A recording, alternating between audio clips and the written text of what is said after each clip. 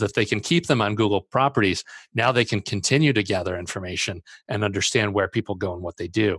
And that tracking everybody, that's really at the core of things, understanding where the traffic ends up and where they want to get to. That gives them additional insight that they're doing more and more of.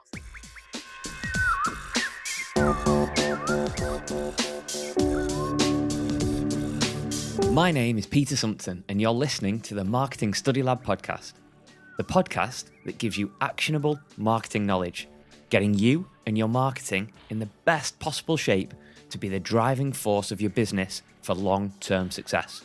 From strategy and tactics to practical application, we've got it all covered. If you'd like to support the show, it'd be fantastic if you could leave a 5-star Apple Podcast review or get in touch, especially if you have a burning marketing question. I'd love to chat it through with you. Email me, peter@marketingstudylab.co.uk. Or you can find me on LinkedIn. There's a link in the show notes if you can't be bothered searching on LinkedIn. So what are we going to learn, and who's on Marketing Study Lab today?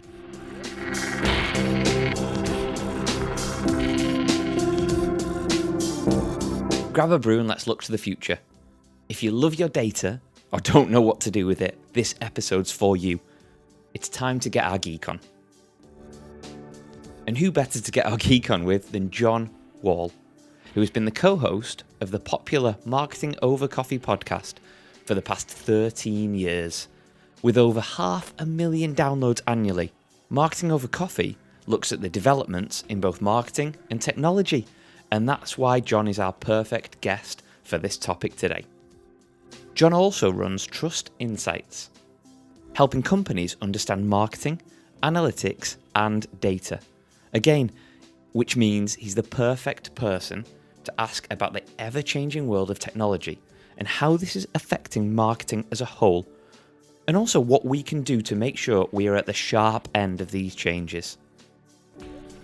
Actionable tips in this episode include the tools we should be using in marketing right now, and also how we should be applying them, and those important tools that we need to know for the future. But first, I need to ask, John, how do you take your coffee?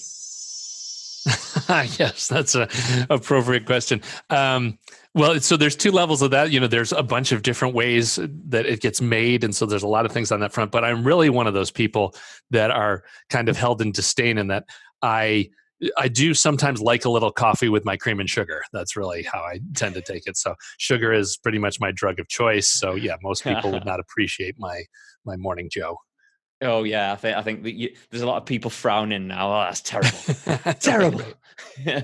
The horror of ruining a fine coffee. But and then it's funny too. So it's winter here. I actually have switched to hot coffee. I have an espresso machine, and I have bulletproof coffee too. I don't know if people are know about that. That's a whole nother nutrition thing that I mess around with. But when the weather gets warmer, I'll do cold brew, and iced coffee is actually my favorite, but it's just too cold for it right now.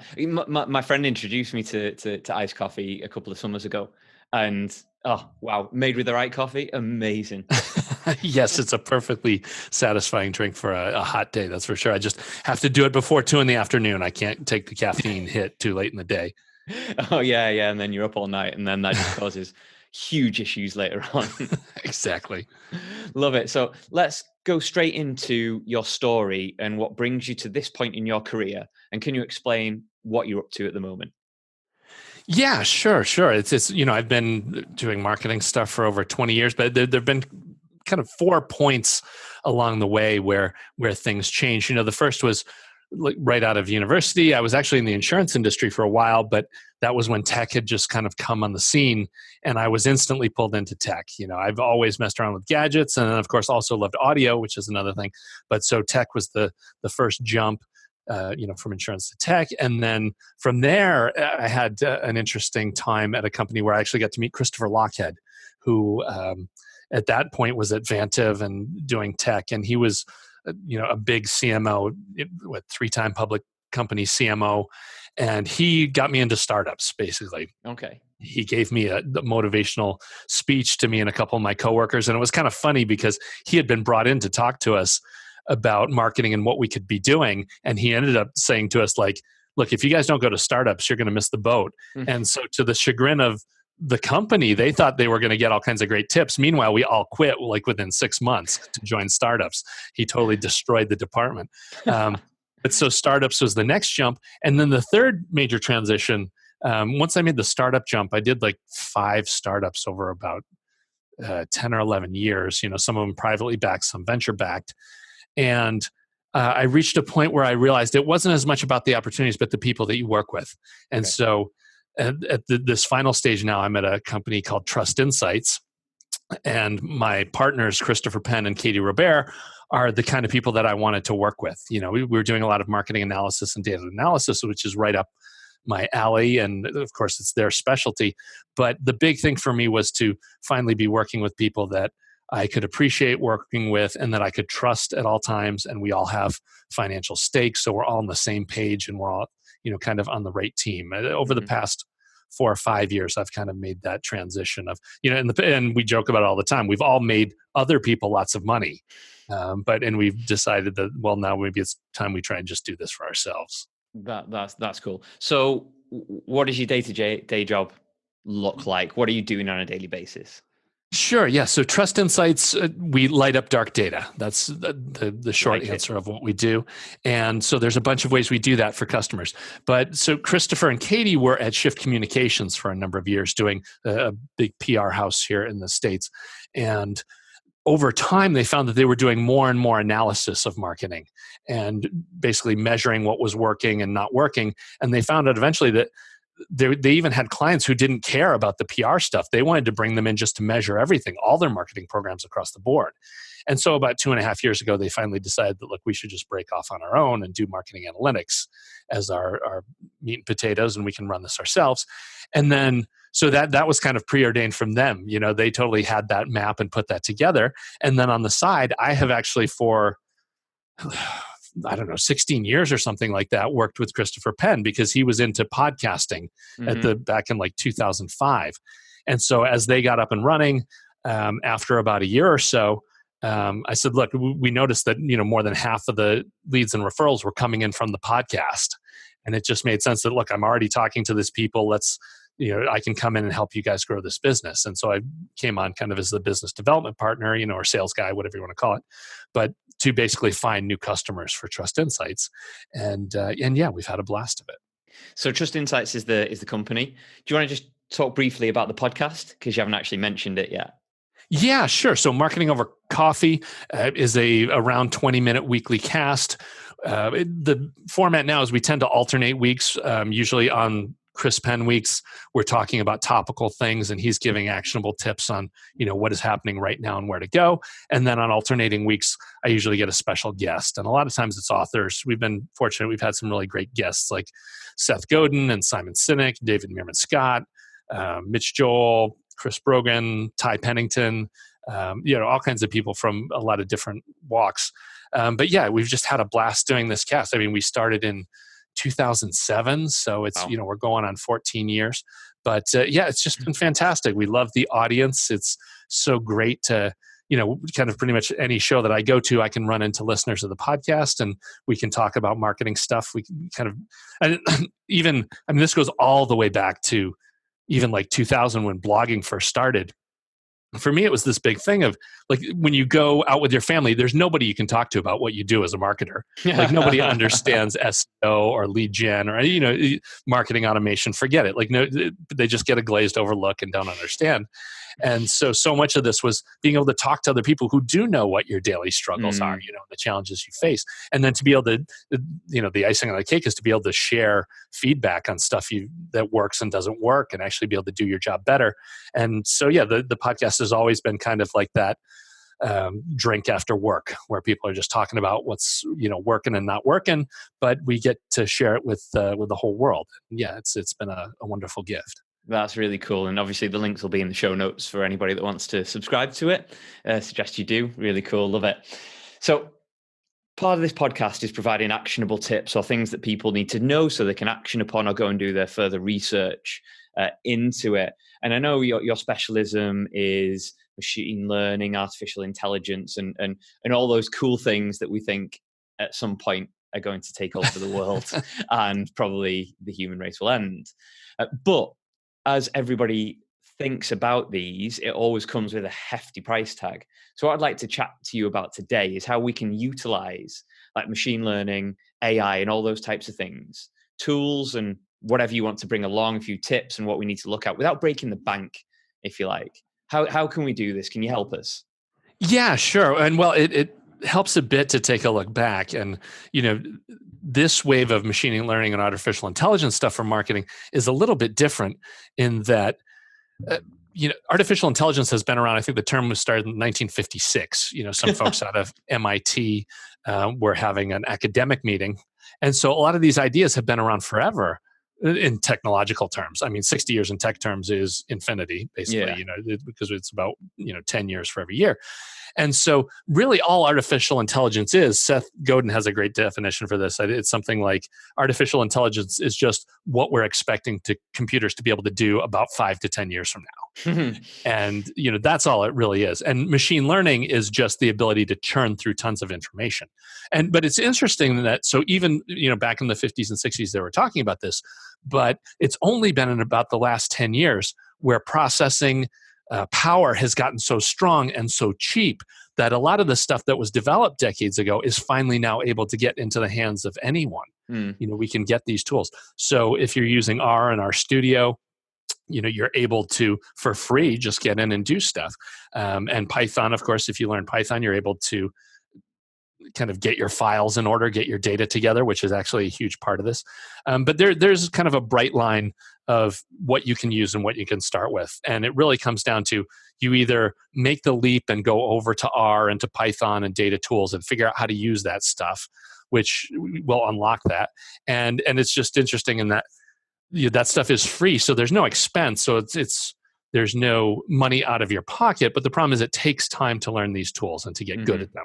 So there is an expense in that if you're going to do this, you're going to lose time. So, you can decide to go that route, become a marketing analytics professional, or the other route is just there are a bunch of tools out there that are already using this stuff. And it's just that you don't realize that it's artificial intelligence or machine learning because they don't use those phrases. And to be honest, like that's how the industry goes. Like, 20 years ago, people were saying artificial intelligence will be able to scan everything on the web. And well, that happened, except now we call it search engines. We don't call it machine learning or artificial intelligence. It gets a term and it gets attached to a tool, and then it becomes its own industry. And then people suddenly say, AI is the next thing. That's artificial intelligence. Okay. So, but short list of stuff that you can do. Google Analytics is, that's churning through piles and piles of data to give you actionable insights. So that's number one for us. Google Trends is another area where you can see predictive stuff. You can kind of look at what's gone on in the past and then be able to get some idea of what's going to happen in the future. So those are two areas where you can jump on board. Just being good at graphing and clustering data, if you can even get into Tableau, that's a little bit, I don't know the latest state of that. I know that was acquired by Salesforce.com, so I don't know where the line is of kind of what's free and what's not free. But even if it becomes expensive, I'm sure there will be more and more plugins to just visualize your Salesforce data and put that to work for you. So that's another one. Attribution models, driver analysis. That's something that we put a lot of machine learning towards, because in the past there's been a lot of academic and practical research kind of just on of my marketing and sales, what actually drives the business. And so we do a lot of work on that, and that's a place to throw machine learning. But that's a whole lot of show up and throw up there, me throwing stuff at you. Yeah, sure. There's plenty of different ways to go, and we can talk about anything that where you'd like to focus first. Yeah, absolutely. So I'd say the majority of listeners will either be working for a business or own a small business. If they're looking for, and I know this is massively open to the market and the industry, but if they're looking to create efficiencies, what tools should we be using that are easy to use and easy to implement, like off the bat? Yeah, Google Analytics is the first, run. You've got to have that. Put that on your website, be able to try and tell where the traffic's coming from, see what's going on. And then the first big part of that is establishing goals. So you want to set up the goals for your site as far as, in a perfect world, you're going to have a sale if you have some kind of online sale. But a lot of companies, whether it's a more complicated sale, if it's a B2B sale that just can't even be done online, you can still set up other goals as far as, okay, newsletter subscriptions or demo requests, just anything, so that you ultimately want to get to a point where you have a system built where you can say, like, okay, if we put in money here, we can bet that it's going to get at least this much traffic. And out of that traffic, X% of that is going to make it all the way through the end of the funnel to want to do more business and do stuff with us. So building that customer funnel, the lead prospect funnel, whatever you want to call it, having the goals around it. And then your UTM codes, the whole source tracking thing of having your procedure defined as far as like, okay, anytime anybody shares a link, here's where you go build the link so that it is feeding the results into Google Analytics so we can see what's going on and where it's going. Okay, that's really interesting. So that's sort of when people are on your site, and Google Analytics is really good at that. Is there anything you suggest we do to get people or work out where people are coming from? I know Google Analytics gives you a bit of information, but is there any other tools that provide more top of the funnel information to get people onto that site? There's different levels of that. I mean, the UTM codes are number one if you can fully automate it. For smaller businesses, the thing that you usually just want to do is, as part of the first engagement, when you finally get that first call or request for more info, go capture, hey, how did you hear about us? Where did you come from? So many businesses fail to do that, but that needs to be right in your CRM system. You need to have a field. And the way to do that is, as you get started, you want to have that be an open text field. People should just be able to write anything in there so they can put a real detailed description of, met David at this event, and he saw us in this publication or whatever, but you record as much info as you can. And so then as your cycle goes on, so after you usually start quarterly, you can get that whole list at the end of the quarter and look at them and find the themes. And the goal of that is that eventually over time, you want to reach a point where you'll still keep that open text field there to catch all the info, but the second field you'll have will be a drop down. And so that you can start to bucket these things. Okay. And so like in the previous example, you'd say, oh, well, so that was an event, was the first touch. And you'll ultimately want to get to a point where those drop downs match directly to your financial categories and your marketing budget. So then you'll be able to say, okay, when we spend money in this segment here, we tend to see this kind of return on the money that we spend there. And then as on an annual basis, then you can start to ask yourself questions like, okay, if we double the spend there, is it going to go up or down? Or this channel here, we don't seem to ever get anything. Should we really throw some money at it to test it, or do we put the money elsewhere where we know we're going to get it? And there's a whole science to that too, but there's kind of, as you get started, and for smaller businesses, a good rule of thumb is you want to have 3 campaigns going on at any time. Just be throwing money at 3 things. And when you find a winner, you throw everything on the winner. You invest like 80, 10, 10 in the other 2 channels until you find other winners. But you really usually want to tap out a channel because there's usually economies of scale and there's a learning curve. Like if you start with Facebook ads and trade shows and PR, right? If you find that Facebook ads are actually working for you, you double down, triple down on the Facebook ads until you start to see a loss. Because, what we've seen is that you tend to get better and better at it, and you tend to improve your returns as you get more granular and smarter about what you're doing. Okay. So with that in mind, a lot of what you've just been saying there, it seems to be more the quantitative, the numbers. Would you suggest people look further afield, like you were saying, with a CRM, you get a bit more detailed qualitative information, or would you start with the numbers first and then put a bit more meat on the bone, or how do you structure that? That's a good question. I mean, and that really gets to the core of the whole marketer's challenge, is that, you'll have all this data, but then ultimately you have to make it just a decision with imperfect data. And where do you want to go and what you want to do. The best practice for that is hopefully, like a good example is with Facebook ads are just great in that you can run a whole batch of different topics on Facebook ads just to see kind of what the general temperature is out there. So if you're considering like 10 different marketing programs, create a Facebook ad for each of them and throw it out there for a week and just see what happens. That's a great way for even just a couple $100, you could at least find out that like, oh, there's a vein here. Like, we get 20 times the response on when we talk about this kind of stuff. Yeah. So anything you can do to give yourself an indicator of where to jump next is valuable. But yeah, ultimately there's no guarantees. This is where you have to be bold and just make something and throw it out there, and hope you can live with the result. Sure, yeah, absolutely, yeah. And it's all learning, testing, failing all the time. Is there a certain size of data set that's either optimal or a minimum data set that you need to make decisions? Or is it whatever data you've got, use it? Yeah, well, the big thing for us is always statistically relevant. Do you have enough so that mathematically you're at least saying you've got, you'd love to be at 90% certainty, with like a 5% margin of error so that kind of what you're doing and where you're going.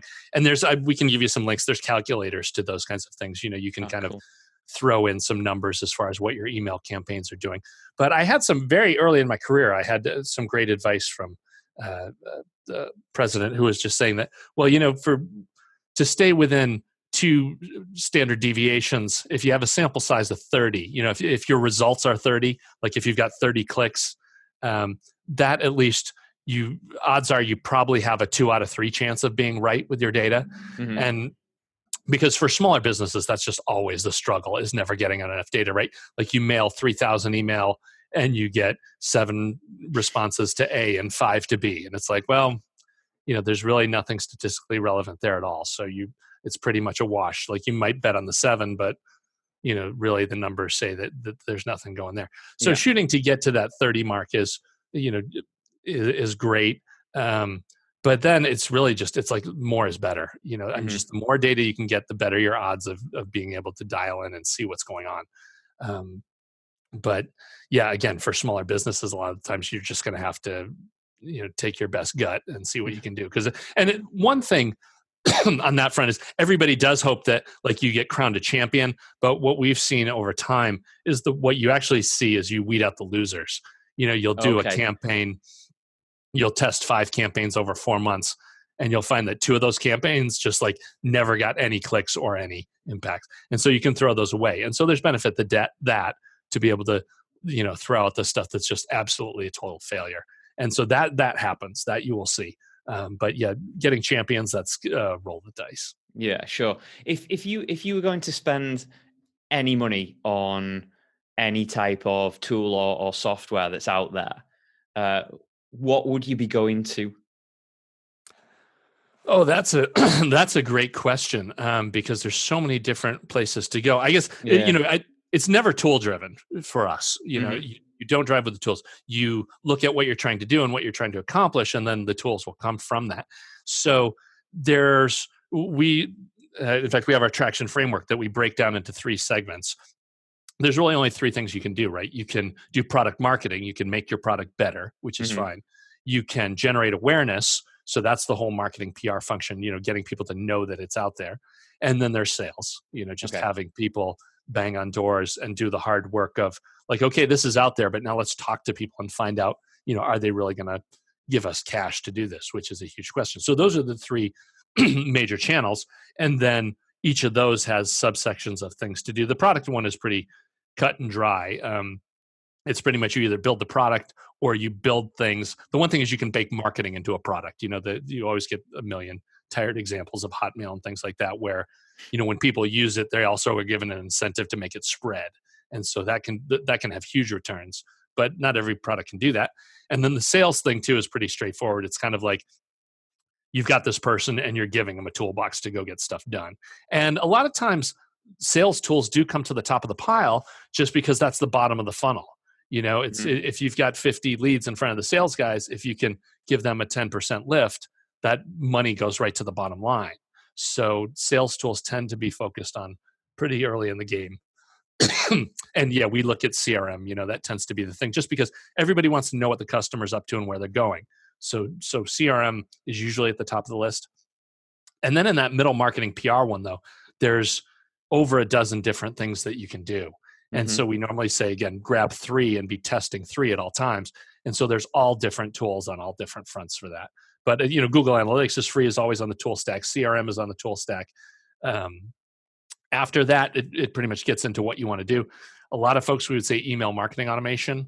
Okay. Because that tends to be marketing to your house list, tends to be for most businesses, that's the best. And you own that at all times. Like you could dump money into Facebook ads and Google ads, but if those environments change, you could lose everything.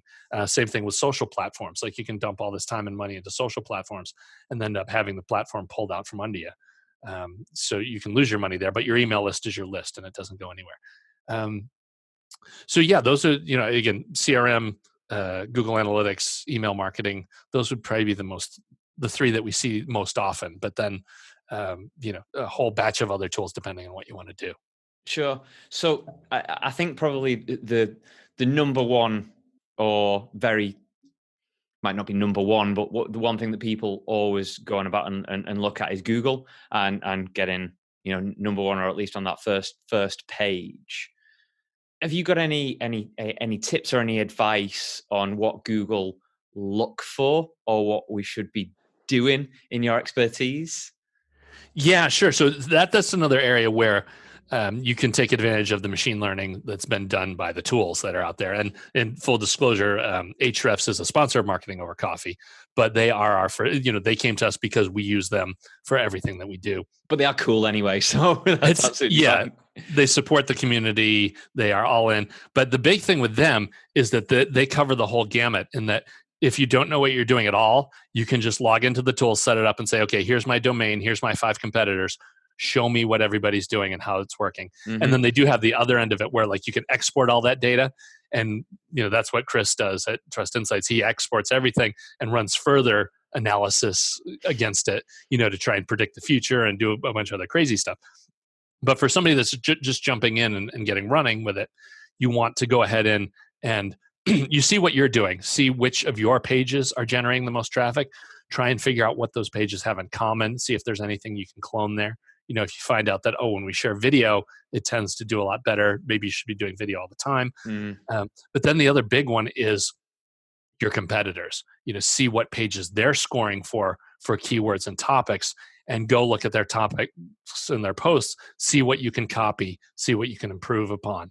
Because most often you'll find that one easy trick that everybody can do is go look at your 5 competitors, look at their 10 most popular pages, and basically, update what they've got there. Because you'll find that a lot of those pages may be 1 or more years old. And so just by having similar content that's been updated, Google will eventually switch to you if you've got better stuff. And then for customers too, we say the same thing for them. Go look at your own 10 pages and go update the 10 best ones every quarter if you can.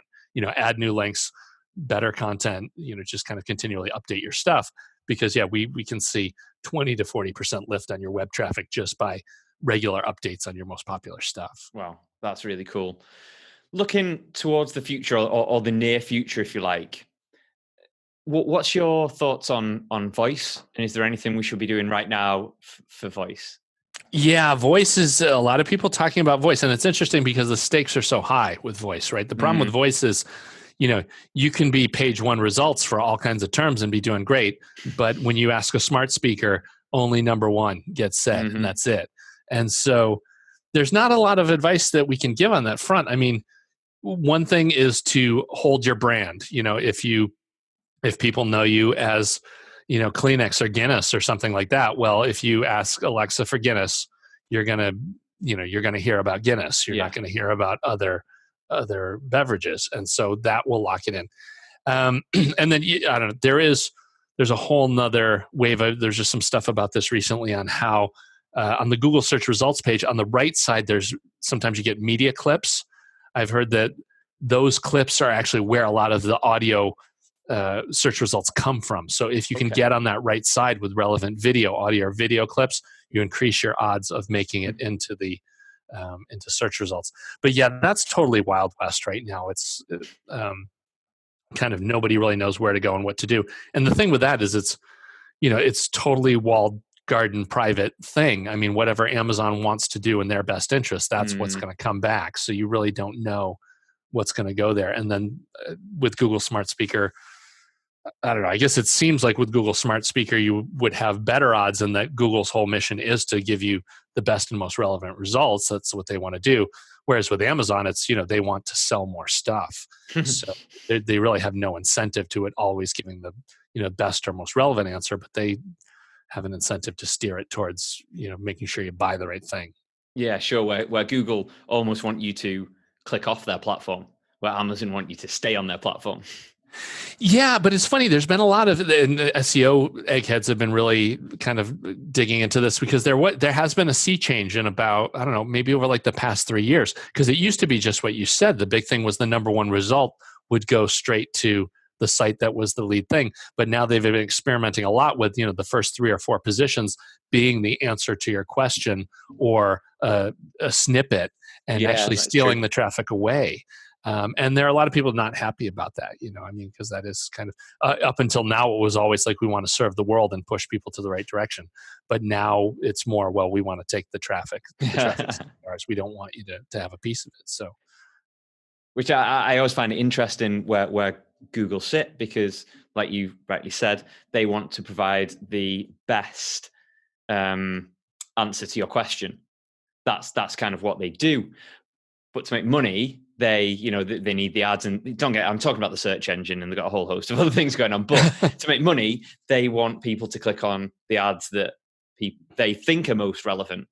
But they also want, like you said, for them to stay on Google. So by not clicking, it's like just so many different things going on that it's like, well, what do you want? And I don't think they're short of a few dollars anyway. So I don't think that really concerns them at the moment. But it's really interesting. Didn't think of that. That's a really good point. Yeah, and so a big part of that, like, why is it? You have that split direction, but when the traffic goes off, there's a good chance that they lose tracking after that point. They don't know where they're going. Whereas if they can keep them on Google properties, now they can continue to gather information and understand where people go and what they do. And that tracking everybody, that's really at the core of things. Understanding, where the traffic ends up and where they want to get to. That gives them additional insight that they're doing more and more of. Sure, and it all comes back to data at the end of the day. So just more than an actionable tip, look into the future. What do we think it holds then? What's the future holding with, let's class it as artificial intelligence, but as we know, we'll never fulfill artificial intelligence, because it's the next thing that we're never going to get to. And when we get to it, it won't be artificial intelligence. But what does the future hold then? Yeah, so it's a great question, because it's not the future of AI, but it's like, what are the things that in marketing and sales that our lives are going to change by putting this stuff to use and what to work on. And there's 5 areas that we've identified as huge opportunities. So one is text mining, the ability to just grab 85,000 articles and in 2 minutes be able to find the 10 most popular and best articles, or the 10 most referenced articles. So text mining is big. Related to that is network graphing, being able to look at, say, an event and all the social media traffic from an event, and be able to determine who are the people that were most influential at that event. Like, who are the people that said stuff that got shared and passed around? Not who has the most followers or the most clicks, but who actually comes up with the best content. So network graphing. We use data clustering is useful to marketers, just be able to take huge sets of data and bundle them so that you can see, where the best pages of yours are, or where the best content is, or what marketing programs are driving the most results. So that's big. And then that, of course, also leads into attribution, of just being able to measure, hey, when we spend money, how much do we make back on it? And then the last one is predictive, being able to, if you have so much data that you can at least start to get an idea of, like, okay, we know that every June we need to double down on the types of content we create on these 5 topics, because we know that in the summer, halloumi cheese gets all the searches because it's a grillable cheese. So if you're a cheese manufacturer or a cheese vendor, you got to have some halloumi on hand for June, July, August, and you don't want to be stuck with that halloumi in November, December, because otherwise it's going to sit around until next July or August. But so, yeah, those are the kind of the 5 fronts: the predictive, attribution, clustering, graphing, and text mining. Those are all applications that we hope to see baked into more tools over the next couple of years.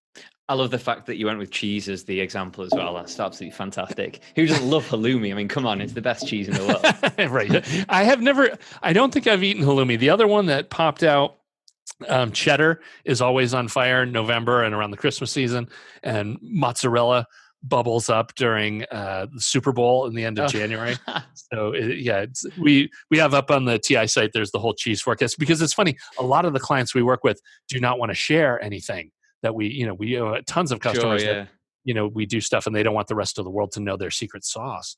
And so we came up with the cheese report, and that's just been the twice annual cheese report will keep you up to date on what types of cheese are hot and where you should be putting your cheese investment. And that is integral to any marketer or anyone for that matter. It's got to be done. So You that can't leads have us enough cheese. too right. It's so versatile. Like people that unless you're allergic, people that don't like cheese. I mean, come on, have a word. Can't be trusted.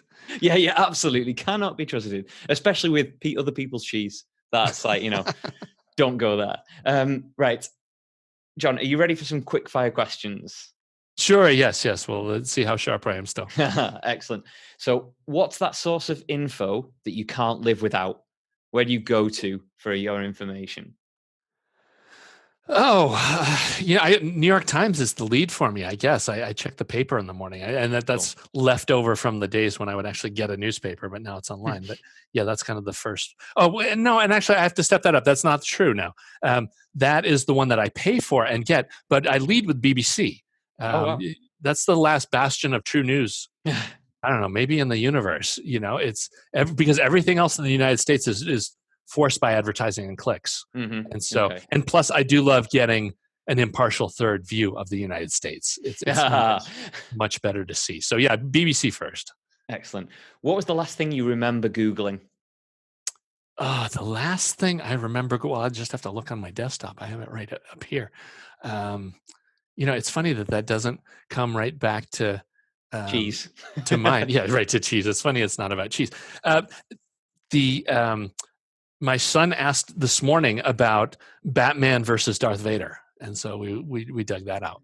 Which that's just crazy, because I've just done an interview and same question. What's the last thing you remember Googling? And it was a Star Wars question.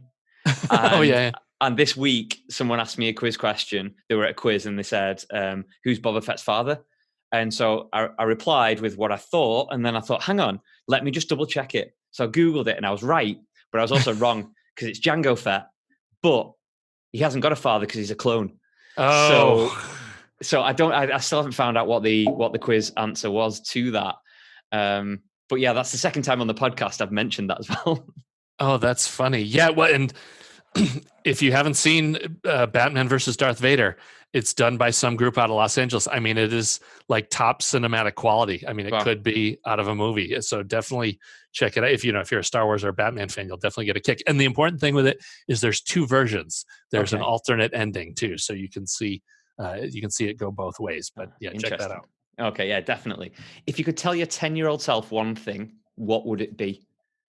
Oh man, I think it'd be hold Apple until 700 or something like that. Give myself a stock tip would be the best way to go. Yeah, that's Back to the Future too. That Sports Almanac. Oh no, that's terrible. Yeah, I guess that makes me a biff. That's not a good thing. I'm trying to think if there's any other wiser advice, something more sage rather than just make money. And I think unfortunately, I have it with a bias. Like if I went back and said something like "take more risk" or "don't be afraid to go off," like my younger self wouldn't listen to that. Absolutely. Yeah, whatever. So, yeah, and then stock tips still probably the best way to go. Okay, what's the most important thing to know about marketing right now, or in marketing? Oh, that's a great question. The most important thing this is a mantra that, especially like in crazy times, I always fall back on. It's find customer, solve their problem, make them happy, take the money. Like that's really all any of this is. It's you can get wrapped up in the shiny objects and get worried about the economy and all that, but it really just comes down to, be curious, find something to help somebody else out and make them happy so that they keep you as a client, and then everything else will take care of itself.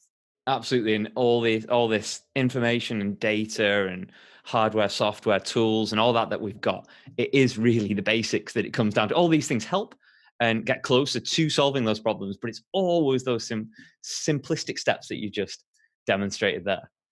Superb. So, John, final question, most important one. If people want to find out more about you, what you do, Trust Insights or Marketing Over Coffee, where should they go?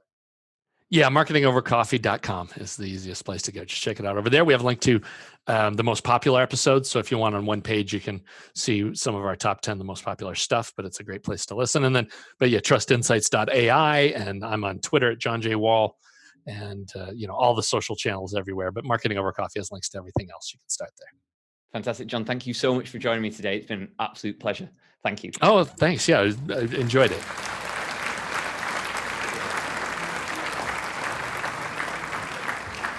Thanks once again to John for joining us. Really, really loved getting my geek on today. It's been fantastic. But here's my 3 takeaways from that chat with John. John says that a data set of 30 is your minimal viable option. With a data set of 30, you can start to make decisions. But more data, the better. Remember to look for the losers, not the winners. Pause, remove, delete those elements that aren't working for you and focus on the ones that are. They will give you a better return on investment. The second point is data. Throughout my whole conversation with John, it was abundantly clear that he's putting data that is readily available to good use. Data that's all around us. But it's using programs, and a lot of them are free, by the way, to make good use of this data that really counts, such as Google Analytics or Facebook ad analysis. And what we should be doing there is establishing our goals and tracking these for success. That is how you get the best out of the information that's available and the software that's free. And finally, keep on innovating.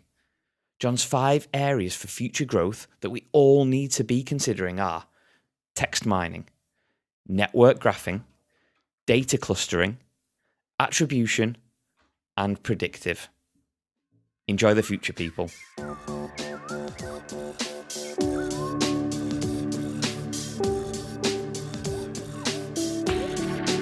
Thank you so much for joining us today on Marketing Study Lab. It really means the world that you're listening to this out there. And hopefully I've provided you some value.